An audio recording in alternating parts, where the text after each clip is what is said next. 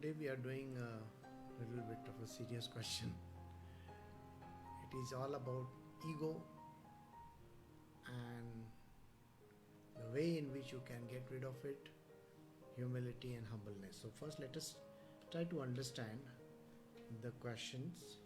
How to practice humility and humbleness. The ego is the root cause of most of our misery. The ego is one of the components of the mind. I think most of us know this in the normal world. It is not difficult to understand when there is a big fat ego sitting in front of us. They will keep on talking about themselves and they love to hear the sound of their voice. This is the ego which hurts literally everybody in the world. And pandering to it are a lot of people. Especially if you want promotions in your office, if you want to grow in your life, you got to pander to the ego of the person concerned. It could be your boss, it could be your spouse, it could be your children, it could be even your driver. If you have a driver, if you pander to their ego, you will definitely get what you want. Then the question of humility or humbleness comes over there for a person who is at the receiving end because he is forcibly doing it. Now, when a question of a person being absolutely humble comes up, you may notice that this person has lost his ego. He has become humble. He is ready to bow down to others. He has submitted to their demands. He has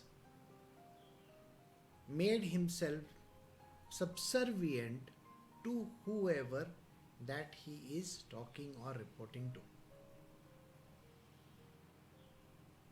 Now, ego is the exact opposite of that. In spiritual world, it is said that we need to keep the servant ego. What is the meaning of the word servant ego? The servant ego is always at the feet of the Lord. Always at the feet of the Lord. We were talking about Hanumanji,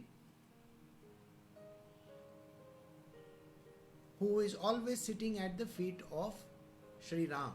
You have seen that. And he listens to Sri Ram, whatever that he says to him. Why is the ego maintained over there? The servant ego maintained over there? It is because if I completely sublimate my ego, I will not be able to even bow down at the feet of the Lord. That is the reason why he says I have to keep a very little ego in myself. If I lose it completely, then I am going to merge in Sri Ram. So Hanumanji retains that very tiny portion of the ego, and that is called the servant ego. It serves.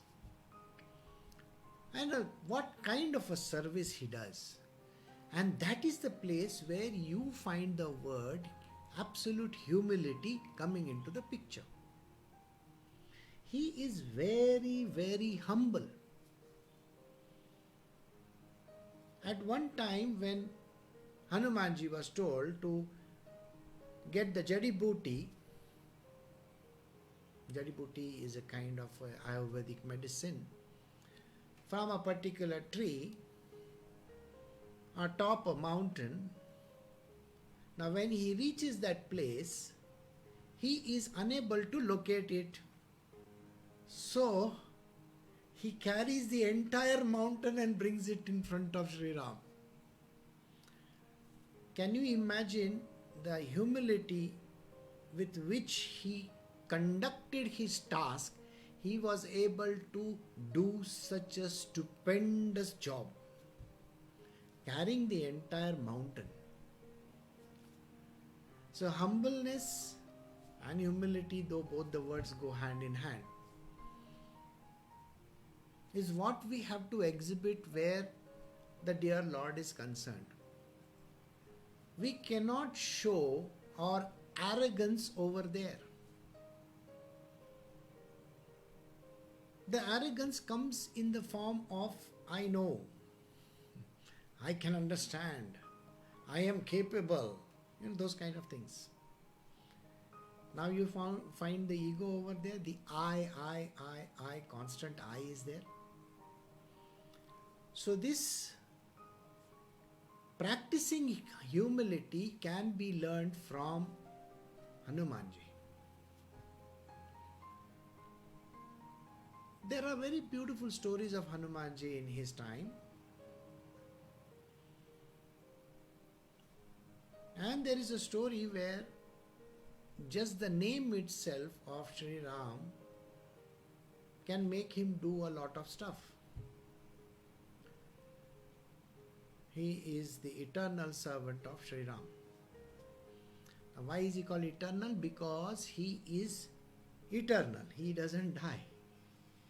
Sri Ram may die, but he doesn't die. Now, in our normal world, practicing humility has been taught in most of the ashrams and monasteries across the world. How is humility taught? One of the greatest acts is to go out and beg.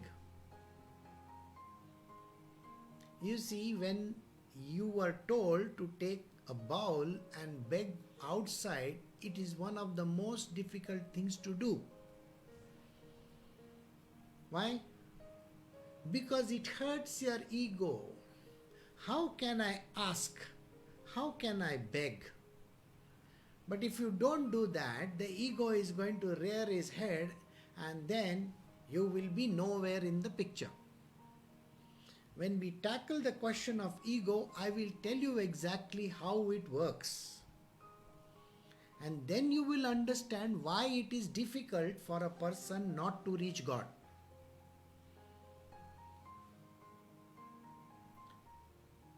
This idea about going and begging outside is a very important task that a person is given. That is, a sadhaka is always told, go out and beg.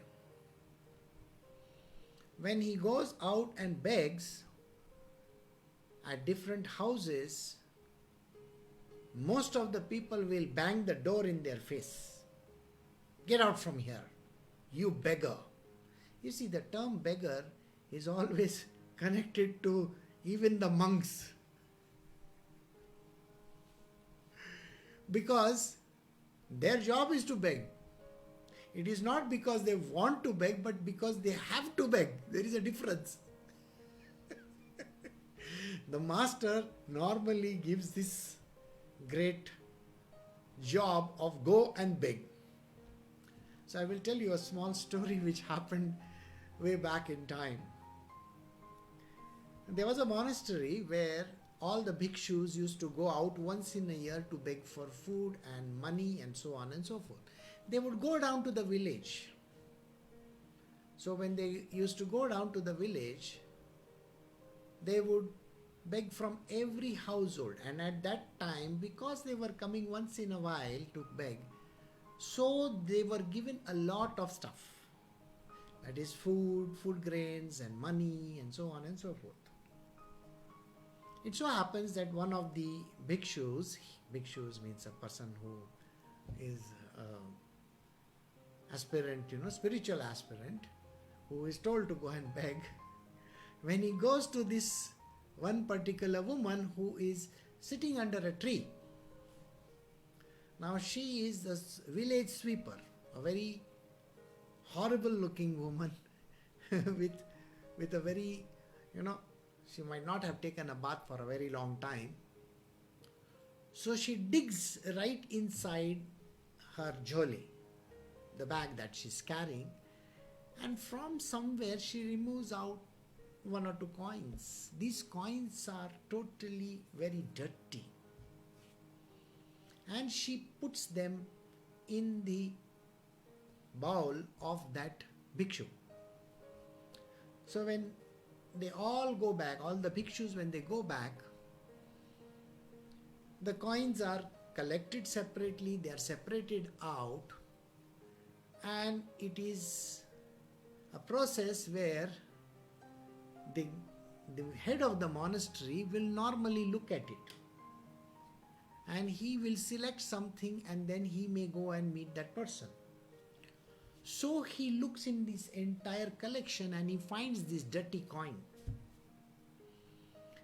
He looks at the coin and he says, "Do you know who has given this coin?" So one of the students, one of these bhikshus, he says, yes, I know. There is this lady who is sitting under the tree, who was sitting under the tree. She has given that. And I think that was the last coin of hers that she has given. So the head of the monastery goes down to meet her. So when he meets her, he goes with a lot of food. And he meets her and offers her the food. Okay? And when he offers her the food, he blesses her. And then he goes back. Now, at that given moment in time, there were some people who were out on the horseback going to locate their next queen. And the answer was, find me a person who is so humble and so down to earth and absolutely a nobody in this world. And when you meet this person, bring her to me.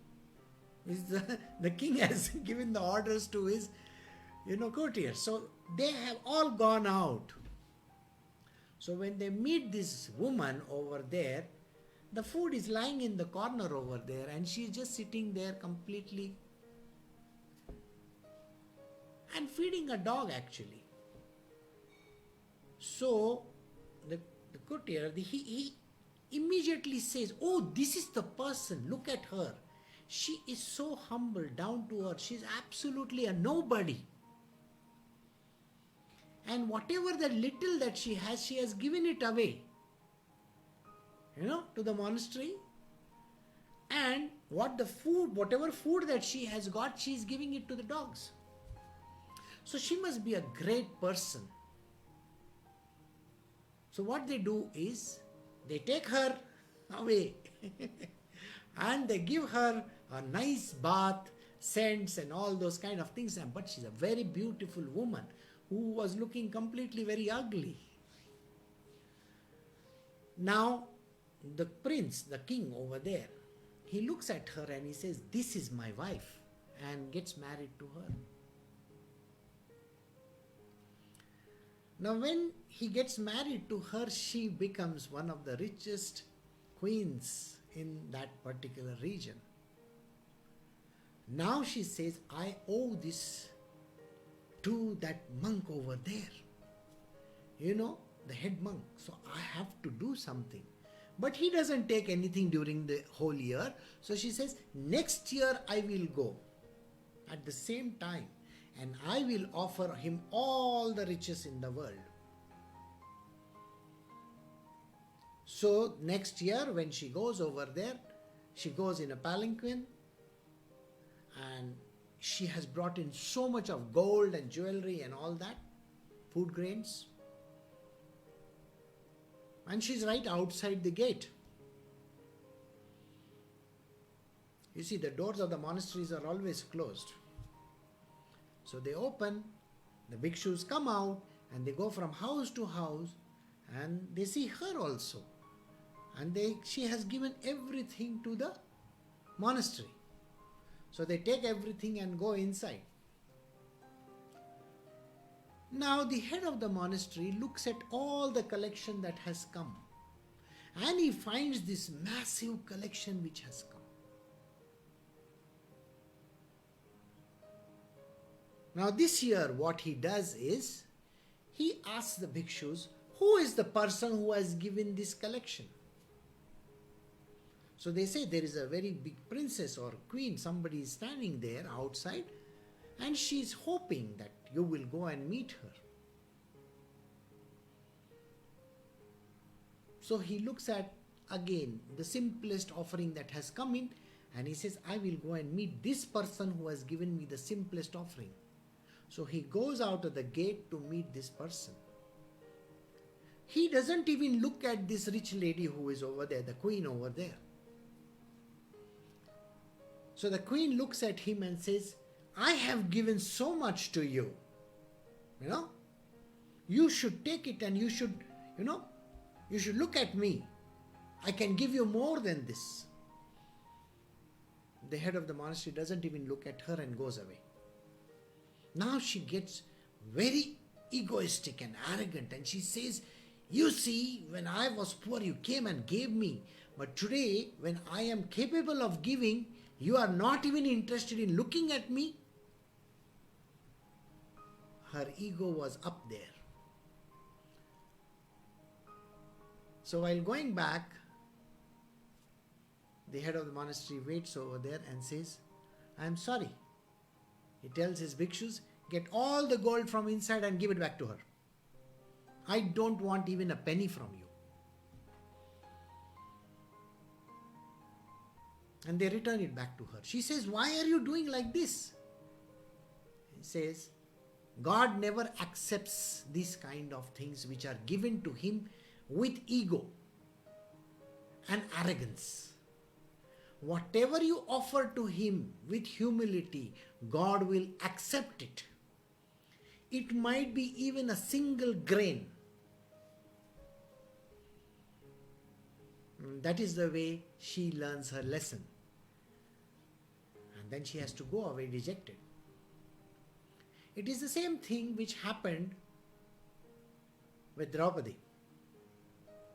One day she was in the jungle with her husbands and they had finished their meal. Now they were given an Akshay Patra, but the Akshay Patra is a vessel which will get filled with food. Now I'm not going to tell you the whole story, but let me tell you that Krishna, when he visits her, they have finished eating the food.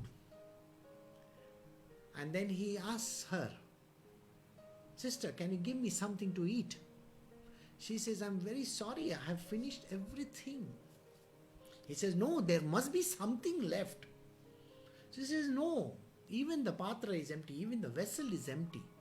So he goes inside to check on the vessel and he finds one tiny grain.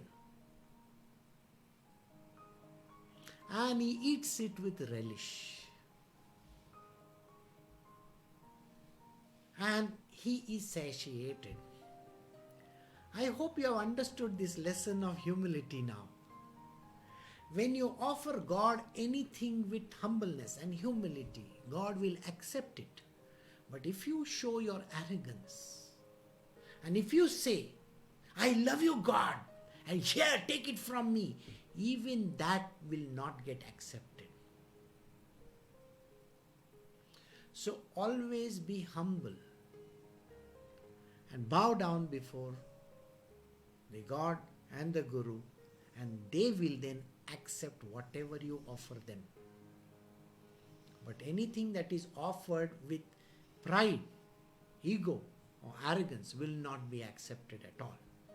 So we move to the next question: how to get rid of ego and arrogance? So the question is, how to get rid of ego and arrogance? So like I said, I will tell you where the word ego comes from. Ego is a word described in our scriptures as ahankara. When the creation was happening, at that particular point in time, there was an unmanifest divinity. The unmanifest divinity is the Lord Himself, which is the Brahma as we call it.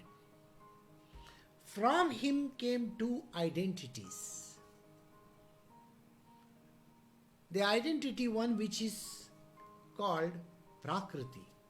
Prakriti is Mother Nature. And the other one is called Purusha. Now the Purusha is a principle. He is in the state of bliss, always lying in a blissful state, which means he is non-reactive. He doesn't do anything. So it is neither manifest nor unmanifest. It's a state of being. You cannot understand it whether he is or is not there. So that is the state which you have to understand.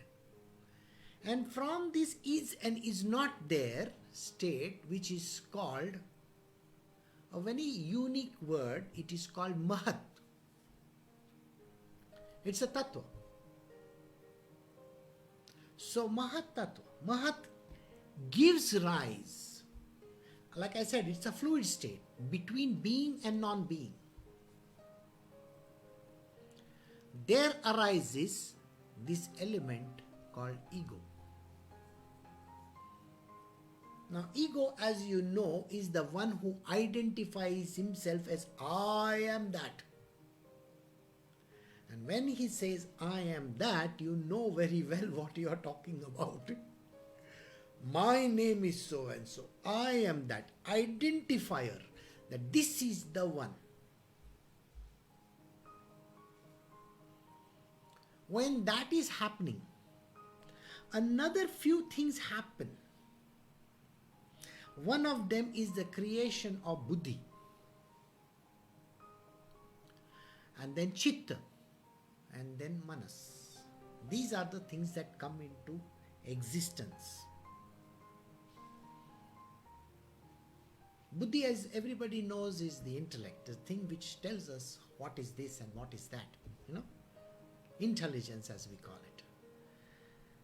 Chitta is basically called awareness, consciousness. I am aware of certain things. You're aware of certain things right around you. Things are happening. You become aware of them. You have a knowledge, a certain amount of understanding of that subject. It is also a state in which you exist, a state of the mind in which a person exists.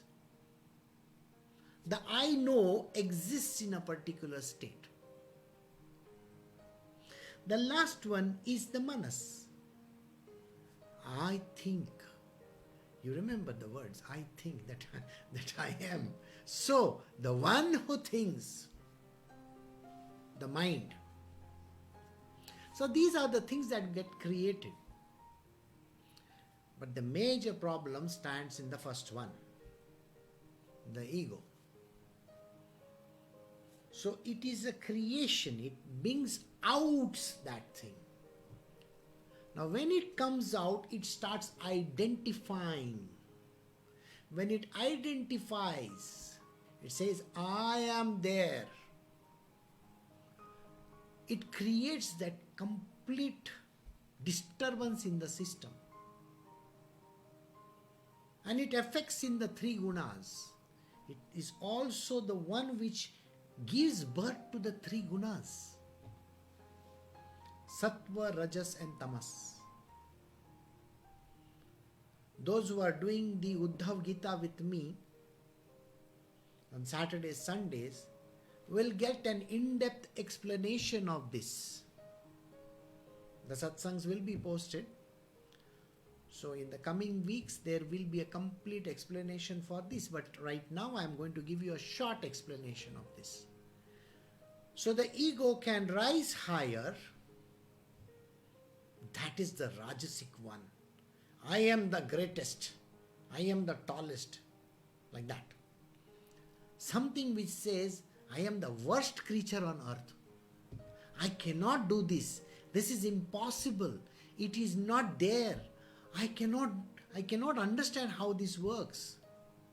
The laziness that comes around, where a person feels, I have to sleep. I don't have to do this. This is a holiday. It's an extended holiday, It's tamasic. The sattvic guna is the one which tells us, no, we have to do everything that is coming our way with humility and humbleness. So how do you get rid of this ego?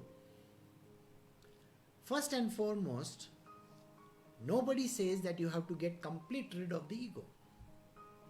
Retention of that little ego is important to identify yourself as separate than God. Because the understanding is the God is within you. So what is called as the aphorisms of Vedas, which says, I am that I am. Aham Brahmasmi. All these aphorisms are there. They will make you think that you are the greatest in the mankind. You are that God Almighty. And that ego is going to become bloated. And that is the reason why we are not supposed to carry our ego where we are supposed to say these things. And so retention of that little ego is required, because if I get identified as God Himself, then I am going to become very, very big in my ego. It has to be burst. So, how do you get rid of the ego? Getting rid of ego is not easy. Like I said, can you beg? Can you be humble? Can you let yourself be led by somebody else? Can you keep your mouth shut? Can you be silent? Can you be placid? Can you be just there? The kindness and the compassion, when it flows for the human beings, destroys the ego. You are not the only one in this world. There are others too. And when there are others, you have to be very, very compassionate with everyone. If you carry your ego, it is going to hurt you. It will put you in the cycle of karma with other individuals, which is for no reason you are going to get back into this cycle of rebirths. So getting rid of it is very important. And that is the reason why we have to let go of the ego. Anyway, it's a short explanation. I have combined both these questions into like one answer. You can refer to both of them, or you can refer to one individually also. So now we will do the Das Bodh Satsang so that we can continue with where we left.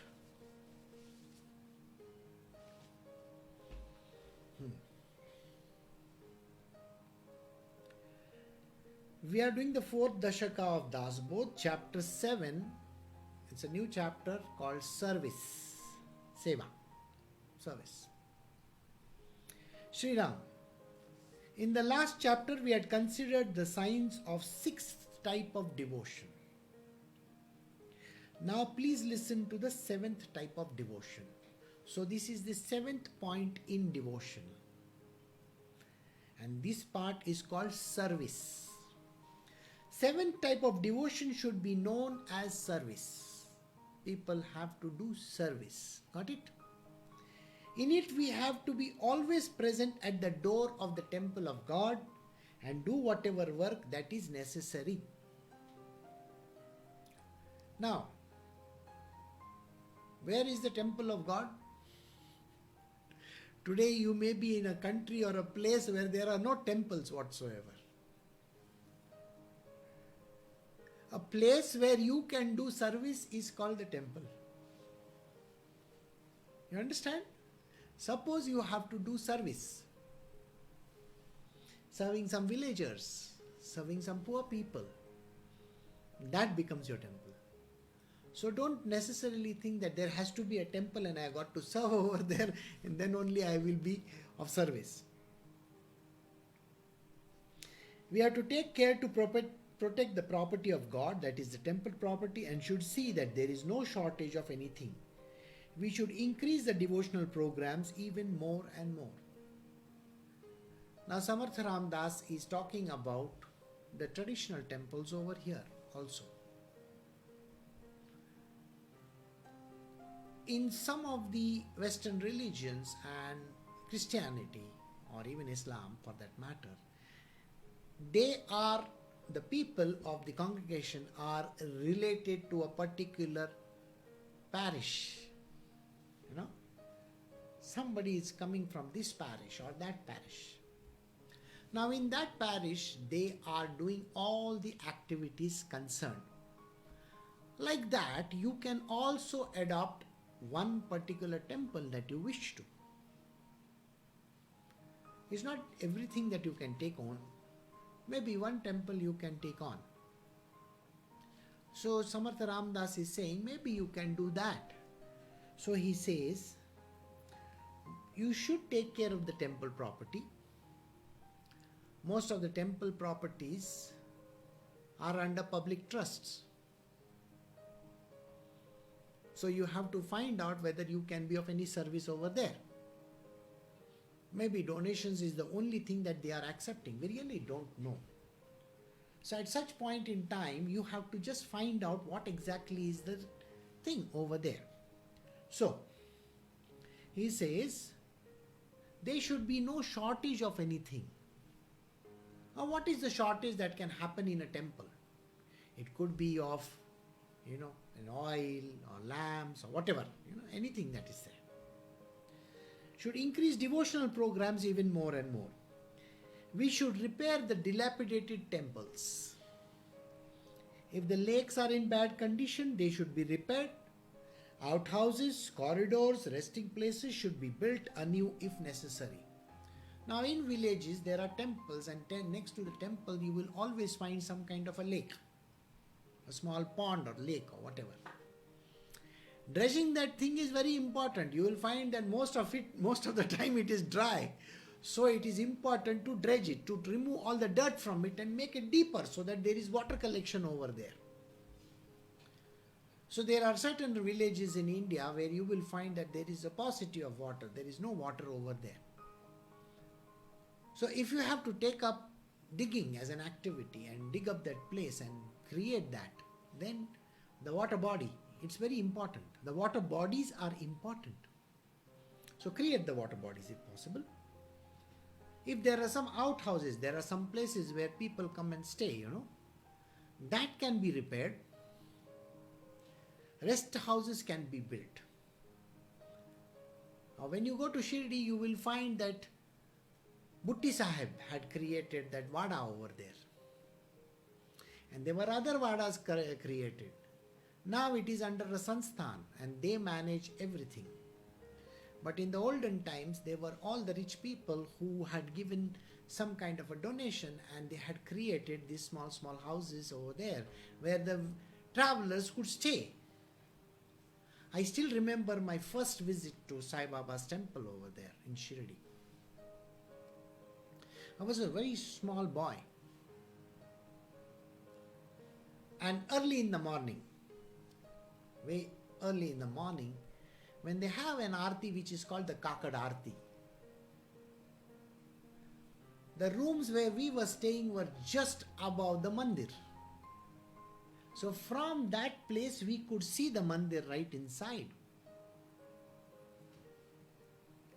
And that was a heavenly sight. I must have been just around 3-4 years old. And it was a marvelous opportunity for me to be there for the Kakad Arti. Imagine. Today, if you have to take the darshan of Sai Baba in Shirdi, It takes a very long time and a big queue also. But those were the days where you could be staying right just above that temple. And you could see the Aarti over there. It was just less than 100 feet or maybe 50 feet down. That's it. But nowadays those places have become offices, I guess. So, there may be various structures in bad condition. They should be renovated, and whatever work is likely to stop, we should try to continue it.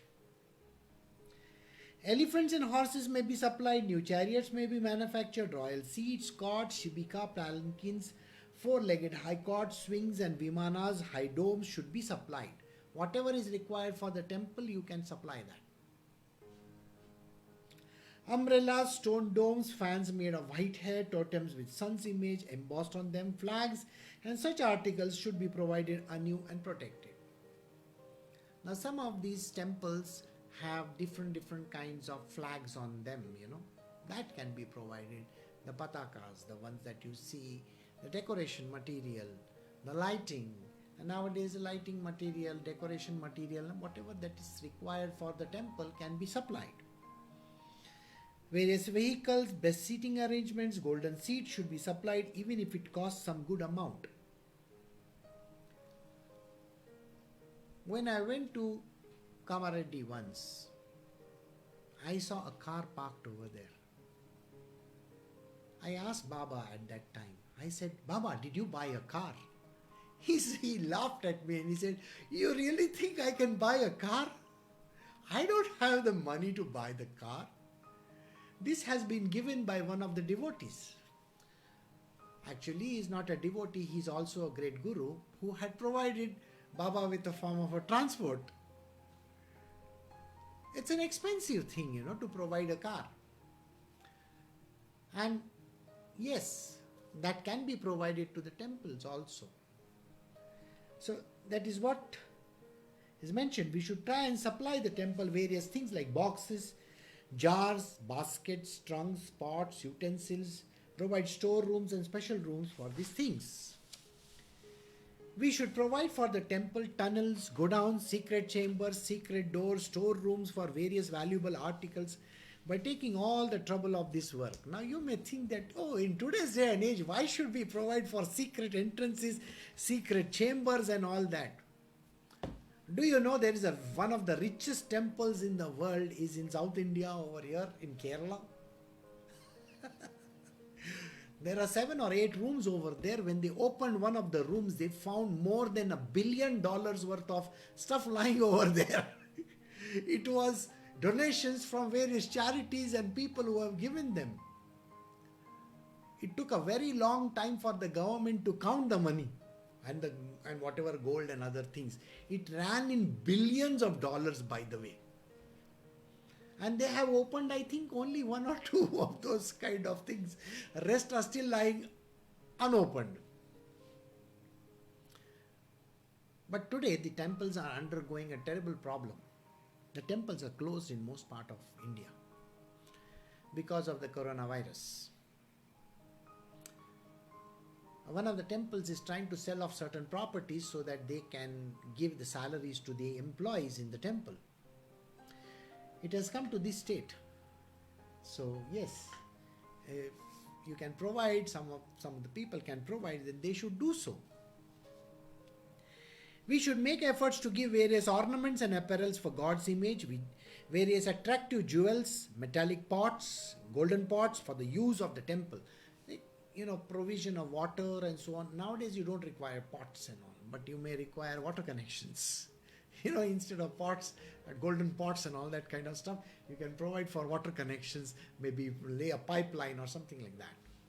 You will find that in most of the temples nowadays, you will find that people have provided for this kind of things. Flower gardens and gardens with big trees should be developed, and all the trees should have proper water supply. Yes, this is also a must. Our temple should not look very dirty. So there has to be a certain amount of decorations around it, which means having gardens, walkways and so on and so forth. Animal farms, bird sanctuaries, cages, dramatic stages, schools for learning to play instrument music and good singers should also be made available to the temple. Now, when I am saying temple, temple, temple, temple, temple, doesn't actually mean temple. When we come to the last line, you will come to know what he is talking about. It is also the ashram. It is also connected to the Sadguru, the Guru that is there, who is running the ashram. Because it is not necessarily a temple that we are talking about. It is the Guru's place also. So, at such a place where can be great music, not the kind of music that we have, but devotional music, I mean. I'm sure you understand that. Devotional music, dances which are devotional in nature, those kind of things. Singers, bhajans, so on and so forth. So if you can provide them, that will be the service. So you remember, this is a chapter on service. For the temple, we should provide kitchen rooms, dining rooms, storehouses, pantries, restrooms, room for people to sleep, which should be large enough. One of the biggest constraints today, which we are also facing, is accommodation. This is a rented place where we are staying right now. We don't have an ashram of our own. And it is required so that people can come over there and they can get trained and they can do all these kind of activities. Though the gods have already come over here, big murtis have come, but unfortunately we do not have a place to establish them. So it's a sad case, today. So, a temple, we should provide kitchen rooms, dining rooms, storehouse, pantries, restrooms, rooms for people to sleep, which should be large enough. There should be large places like this to be provided. We should provide special places to keep scents, aromatic articles, eatables, fruits for keeping various juices properly. When you go to the ashrams of the people around over here, you will find that they have massive storehouses.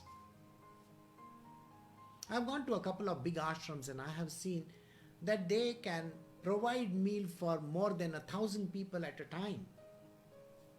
So to provide those meals for the 1,000 people at a time, you can imagine the storehouses that they require, where they may have to keep their vegetables, their food grains, and so on and so forth.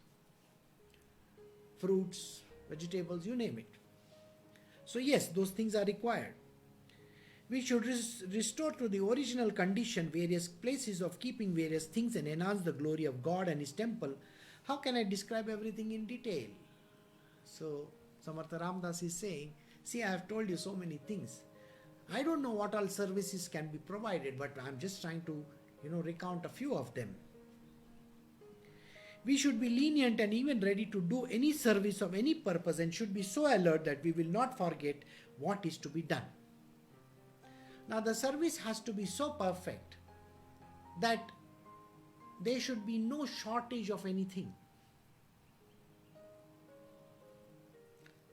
Recently, we hosted great yogis and saints in the last few days on Saturday. And when they came over here, they were hosted with food, articles, gifts, so on and so forth. It's a part and parcel of giving that is very, very important. Because whoever comes over here has to be treated like God Himself. So Atiti Deva Bhava, as we call it. So they had come, we had hosted them, and it was a joyous occasion. So this has to be done. This is a part of the seva. There were people who were working in the kitchen. There were people who were making some beautiful stuff. Gifts were given. So many beautiful things was done. Prayers were there. And that is a part and parcel of our world. We have to do it. It is called service, and seva is important.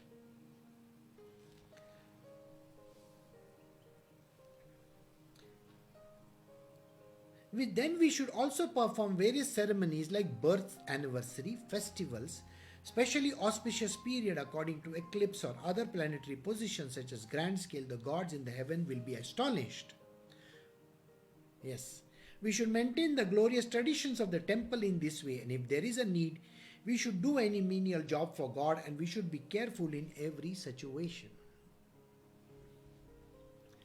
Now, there is an occasion where Sai Baba's temple, now Sai Baba was there during that time, and someone said that I want to celebrate this festival of the Pathakas, the flag which flies over there. And from that day onwards, they started celebrating that. So in Shirdi, you will find that celebrations are there. And during this particular period, when it rains, places like Pandharpur and all get overcrowded. Okay, so there are celebrations also during this period, not that they are any left behind. Even the menial jobs should be done. Okay, we should immediately provide whatever is necessary in every situation and do all the service with great liking for it. You should not do a job just because you hate it or you don't like it, you resent it. No, you got to do the job. It is important to do the job. We should make available water for washing feet, for bath, for ritualistic ceremonies, paste, colored rice, clothes, ornaments, seeds, water, various flowers, incense, lamps, and food to be offered. Now, any of these things that are needed, they can be offered to the temple or to the ashram. If you can provide for some kind of a simple stuff, that has to be provided. It's an important part of doing service. Best place for sleeping, cool water, betel leaf pan, programs for melodious music, all should be arranged for. Scents and flowers, various scented oils, eatable fruits of many kinds should be kept at hand. When people come, they should be offered water and whatever to eat. And that is what is meant over here. The service even to the people who visit over there should be taken into account. And people have to volunteer for that as well. Sprinkling courtyards and approach road with water, keeping water pots filled with water and washing of clothes should be done. And these are certain more services that we are talking about. Providing water. Those who have gone to places where there are very big, pandals put up for celebrations. I am sure you might have seen when there are massive pandals put up near the temple. You will find people are offering free water, they are offering food and so on and so forth. Throughout India, there are lots of places where you can go and see these things happening. In Gurudwara, there is the same service which is conducted in a Gurudwara. If you visit any Gurudwara, you will find they call it langar. They provide you with food, with meals, with water, everything. And it is consecrated food, that is, you can eat it. It's a meal by itself. Likewise, in some of the temples, it is provided free. In some temples, you may have to pay a small token amount.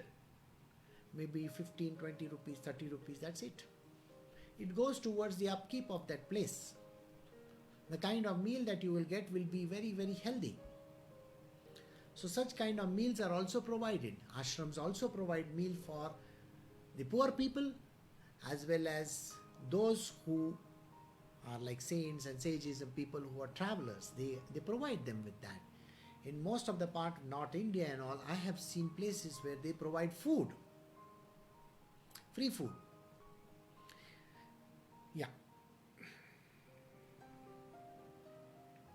All guests should be properly welcomed and all their necessities should be looked after. This is called the seventh type of devotion. Now, every person who comes in the ashram, to the temple, you have to take care of him and provide him with whatever that is needed, water, food, shelter, everything. It has to be provided. It's an important part of seva. All right? This is one of the parts of devotion, the seventh part of devotion. It needs to be provided. Sometimes the ashram or the temple is not in a position to do so. At that point in time, you can offer something to the temple or the ashram. When we have to talk, there should be compassion and love in our words. We should use pleasing language so that the minds of all will be pacified. Whoever comes to the door, whoever comes to the ashram or the temple, has to be treated very nicely, because God can come in any form.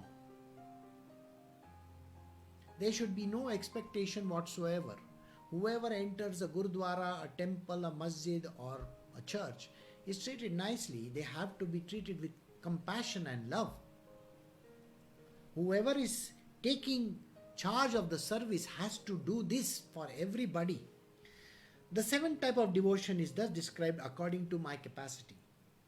If actual service is not possible, we should think about it, doing everything in our mind.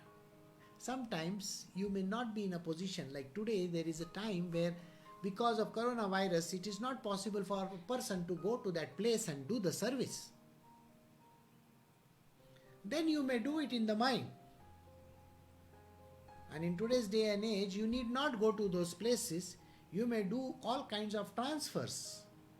That is possible. That is a part of what is called as the seventh kind of devotion, which is service. And one important thing, like I said in the last line, it is mentioned over there. The one important thing, the service of God should be done like this. God's service has to be done exactly like this. But as Sadguru and God are not separate, similar service should be done to the Sadguru. Also, if not possible practically, at least we should do service mentally, conceiving everything. The same kind of service which we are offering to God has to be offered to the Guru himself.